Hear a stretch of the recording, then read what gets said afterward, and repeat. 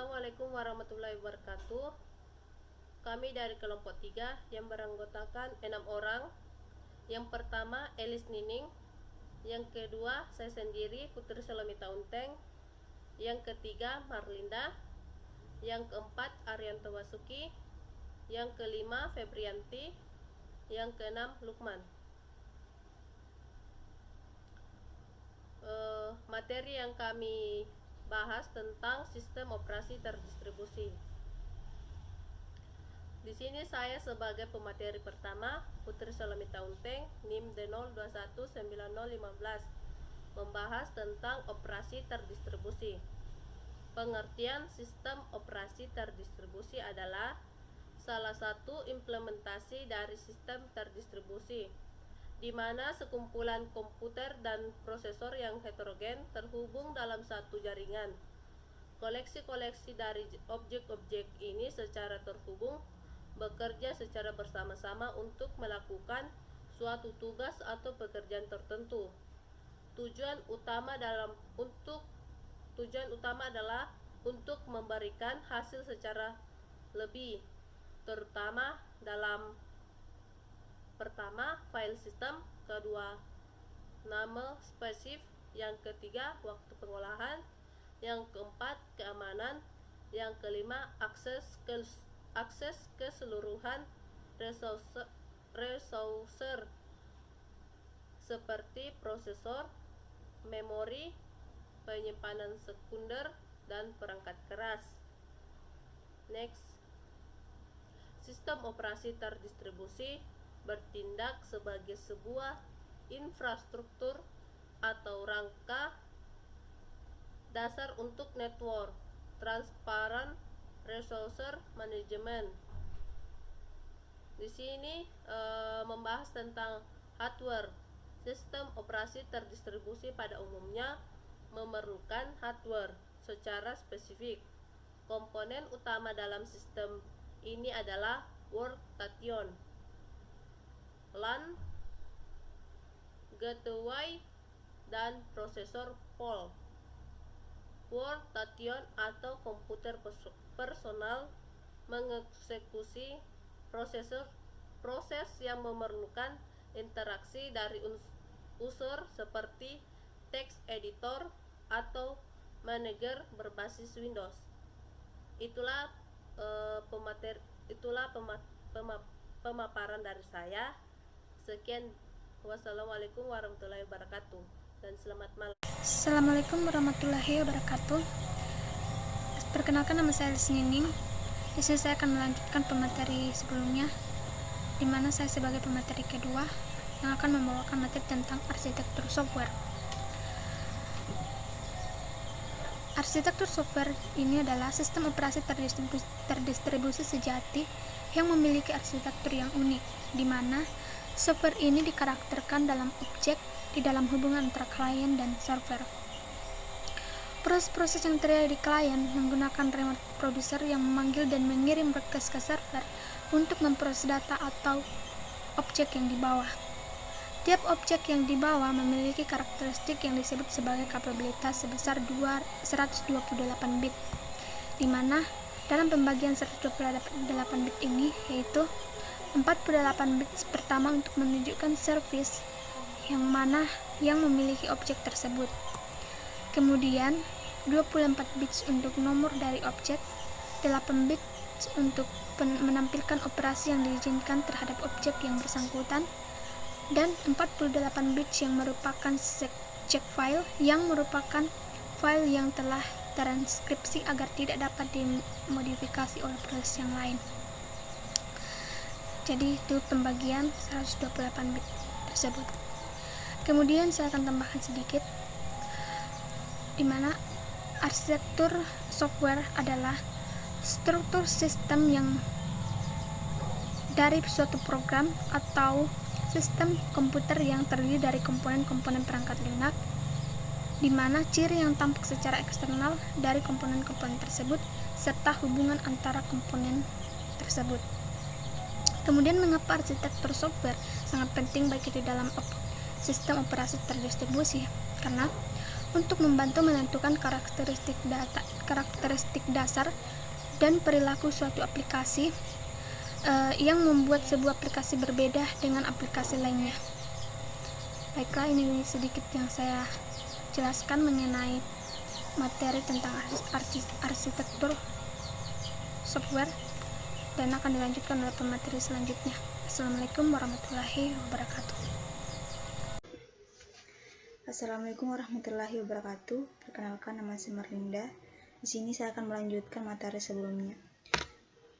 Jenis sistem operasi terdistribusi yang pertama yaitu Amoeba. Amoeba adalah sistem berbasis mikrokernel yang tanggung yang menjadikan banyak workstation personal menjadi satu sistem terdistribusi secara transparan. Jadi Amoeba ini adalah salah satu sistem yang bekerja secara transparan. Yang kedua yaitu Mosix. Mosix adalah pengembangan dari Unix yang mengizinkan user untuk menggunakan resource yang ada tanpa ada perubahan level aplikasi dengan penggunaan yang transparan. Algoritma proses migrasi dinamis. Mosix melayani servis jaringan seperti NVS, TCP atau IP dari Unix. Jadi Mosix ini adalah software yang mengizinkan pengguna untuk menggunakan resource yang ada tanpa melakukan perubahan apapun, dan juga melayani servis jaringan seperti NVS, TCP atau IP. Kemudian untuk level proses dengan menggunakan penyimbangan load dan distribusi dinamis pada klaster yang homogen. Jadi untuk melakukan prosesnya juga melakukan keseimbangan antara load dan distribusi. Kemudian yang ketiga yaitu Beowulf. Beowulf merupakan free software seperti Linux ataupun FreeBSD yang berjalan pada komputer, yang disusun secara paralel yang terhubung dengan jaringan privat berkecepatan tinggi untuk menjalankan tugas perhitungan dan kemampuan yang tinggi. Jadi Beowulf ini adalah salah satu software gratis seperti Linux ataupun FreeBSD yang berjalan pada komputer dan terhubung secara privat untuk menjalankan tugas perhitungan dan kemampuan yang tinggi. Assalamualaikum warahmatullahi wabarakatuh. Perkenalkan, nama saya Febrianti dengan NIM D021934, program studi informatika dari kelompok 3. Di sini saya akan melanjutkan materi kami yang keempat, yaitu yang pertama Angel atau City University of London. Angel didesain sebagai sistem operasi terdistribusi yang paralel, walaupun sekarang ditargetkan untuk PC dengan jaringan berkecepatan tinggi. Model komputasi ini memiliki manfaat ganda, yaitu memiliki biaya awal yang cukup murah dan juga biaya instrumental yang rendah.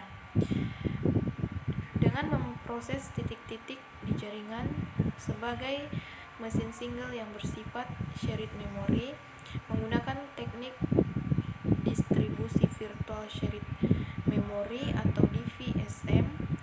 Sistem ini ditujukan baik bagi yang ingin meningkatkan performa dan menyediakan sistem yang portable dan memiliki kegunaan yang tinggi pada setiap platform aplikasi. Selanjutnya itu Chorus atau Sun